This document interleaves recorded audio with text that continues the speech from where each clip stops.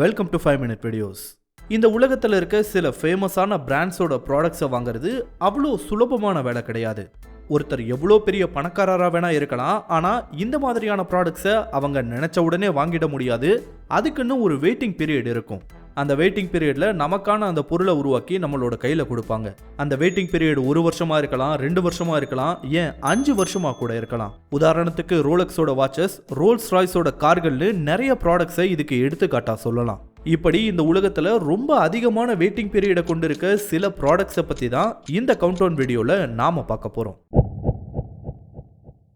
இந்த உலகத்தில் சில நாடுகளை தவிர்த்து பீஃப் மீட்ன்றது ரொம்பவே முக்கியமான, அதே சமயத்தில் ரொம்பவே பாப்புலரான ஒரு உணவாக தான் இருக்கு. அதுவும் இந்த உலகத்தோட குறிப்பிட்ட சில இடங்களில் தயாரிக்கப்படுற பீஃப் மீட்டுக்கு உலக அளவில் ஒரு பெரிய மார்க்கெட்டே இருக்குன்னு சொல்லலாம். பீஃபுக்குன்னு அப்படிப்பட்ட ஒரு பெரிய மார்க்கெட்டை கொண்ட ஒரு நாடு தான் ஜப்பான். ஜப்பான்ல உருவாக்கப்படுற வக்யூ பீஃப்ன்றது உலக அளவில் ரொம்பவே பிரபலம்னு சொல்லலாம். இந்த வக்யூ பீஃப்லயே கோபே பீஃப், மாட்சுசாகா பீஃப், ஓமி பீஃப்னு பல்வேறு வகைகளும் இருக்கு. அண்ட் இதெல்லாம் மற்ற நாடுகளில் விற்கக்கூடிய மீட்டோட கம்பேர் பண்ணும்போது ரொம்பவே எக்ஸ்பென்சிவான ஒரு மீட்டாவும் இருக்கு.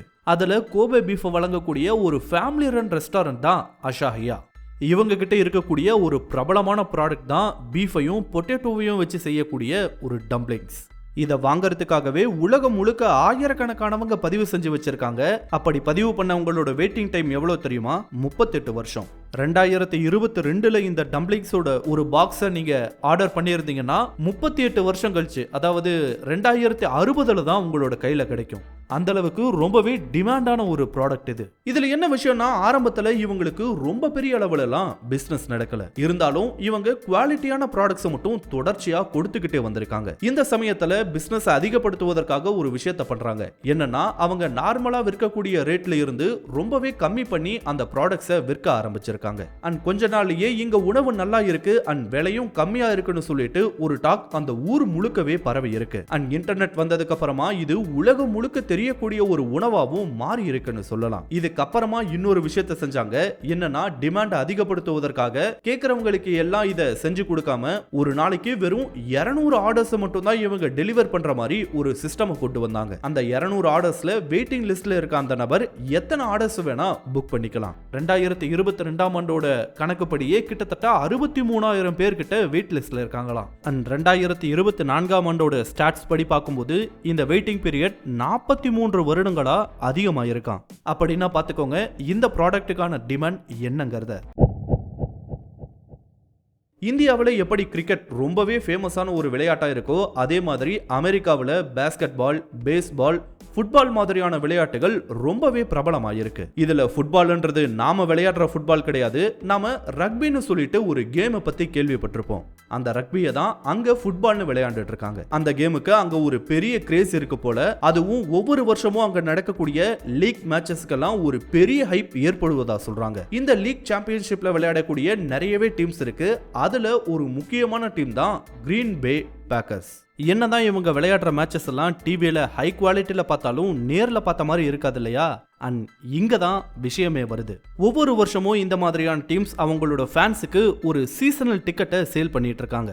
அதாவது அந்த வருஷம் அவங்க விளையாடக்கூடிய எல்லா மேட்சஸையுமே இந்த சீசன் டிக்கெட் இருந்தா அவங்களால பாத்துற முடியும். அப்படி கிரீன் பே பேக்கர்ஸோட ஃபேன்ஸுக்கும் இந்த மாதிரி சீசன் டிக்கெட்ஸை வித்துக்கிட்டு இருக்காங்க. ஆனா அப்படிப்பட்ட ஒரு சீசன் டிக்கெட்டை வாங்குறதுக்கான வெயிட்டிங் டைம் எவ்வளவு தெரியுமா? கிட்டத்தட்ட 40 வருஷத்துக்கும் மேல. இப்போ வரைக்கும் 1,47,000 பேர் இதுல பதிவு செஞ்சிருக்காங்களாம். அதுவும் அந்த சீசனல் டிக்கெட்டை வாங்கறதுக்காக மட்டுமே. ஒவ்வொரு வருஷமும் இந்த லிஸ்ட்ல இருக்க 100ல இருந்து 200 பேருக்கு இந்த சீசனல் டிக்கெட்ஸை வித்துக்கிட்டு இருக்காங்க. அதுவும் ஒவ்வொரு வருஷமும் இந்த 1,47,000 பேருக்கும் அவங்களோட வெயிட்டிங் லிஸ்ட் நம்பர் எந்த இடத்துல இருக்கு, அவங்க எப்போ இந்த சீசனல் டிக்கெட்டை வாங்க முடியும்னு சொல்லிட்டு எல்லா தகவல்களையும் போஸ்ட் கார்டு மூலமா அனுப்பி வச்சிருவாங்களாம். ஒருவேளை அந்த சீசன் டிக்கெட்ஸை வாங்கக்கூடிய டைம் வந்துச்சுன்னா அதையும் அவங்க போஸ்ட் கார்டு மூலியமாவே தெரிவிப்பாங்களாம். அந்த டிக்கெட்டை வாங்குறதுக்கு ஒரு டைம் பீரியடையும் கொடுப்பதா சொல்றாங்க. அந்த டைம் பீரியடுக்குள்ள அந்த வெயிட் லிஸ்ட்ல இருக்கவர் அந்த டிக்கெட்டை வாங்கிட்டா அவருக்கு, இல்லனா அந்த லிஸ்ட்ல அடுத்து இருக்கவருக்கு அந்த சான்ஸ் போயிடும்.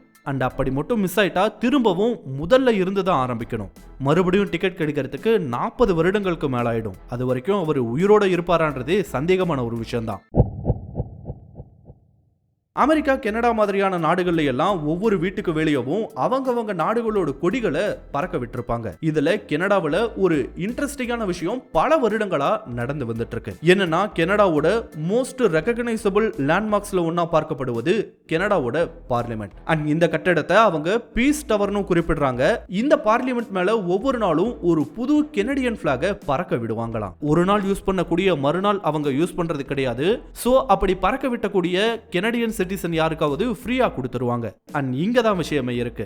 என்னன்னா, இப்படி ஒரு நடைமுறை இருப்பது கனடாவில் பல வருடங்களா யாருக்குமே தெரியாம தான் இருந்துச்சு. இதன் காரணமா முதல்ல எல்லாம் ரொம்ப ஈஸியாவே அப்படி பறக்க விடப்பட்ட கொடிகளை ஒருத்தரால வாங்க முடிஞ்சிருக்கு. அதாவது ஃப்ரீ ஆஃப் காஸ்ட்டுக்கு வாங்க முடிஞ்சிருக்கு.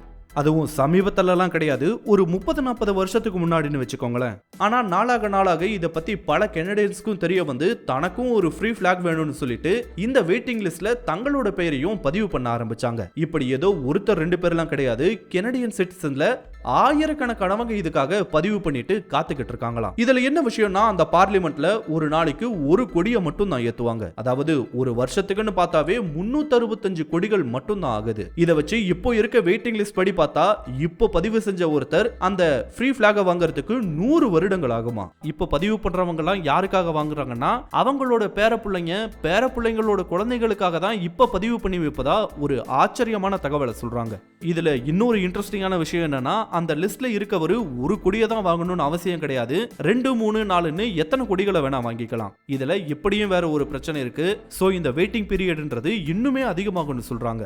20 வருஷத்துக்கு முன்னாடி இந்த கொடியை வேணும்னு பதிவு பண்ணவங்களுக்கு இப்பதான் கிடைச்சிருக்கு. அப்படின்னா பாத்துக்கோங்க, 20 வருஷத்துக்கு முன்னாடியே எந்த அளவுக்கான காம்படிஷன் அங்க இருந்திருக்குன்றத. உலக புகழ்பெற்ற ஒரு ஆர்கெஸ்ட்ரல் மியூசிக் ஈவெண்ட் தான் வியன்னாவில் நடக்கக்கூடிய ஃபில் ஹார்மோனிக் என்ற ஒரு ஈவெண்ட். ஆர்கெஸ்ட்ரல் மியூசிக்னா நம்ம ஊர்ல நடக்கிற மாதிரிலாம் கிடையாது.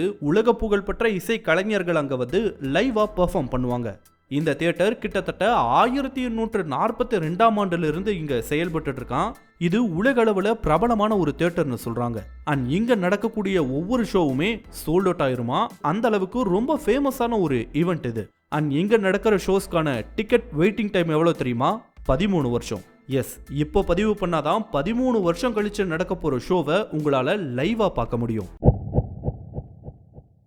இந்த உலகத்துல தயாரிக்கப்படுற ரொம்பவே லக்ஸரியான எல்லாருக்கும் தெரிஞ்ச ஒரு வாட்ச் பிராண்ட் தான் ரோலக்ஸ். ரோலக்ஸ் கம்பெனி நிறையவே சீரீஸ்ல வாட்சஸை தயாரிச்சுட்டு வர்றாங்க.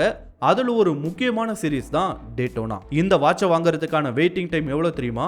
5 வருஷம். அதாவது 2024 நீங்க இந்த வாட்சை வாங்கறதுக்கான ஆர்டரை கொடுத்தீங்கன்னா 2029 அதை செஞ்சு உங்களோட கையில கொடுத்துருவாங்க. அதுவும் இந்த சீரீஸ்ல வரக்கூடிய வாட்சஸ் எல்லாம் ஏதோ கம்மியான விலையும் கிடையாது.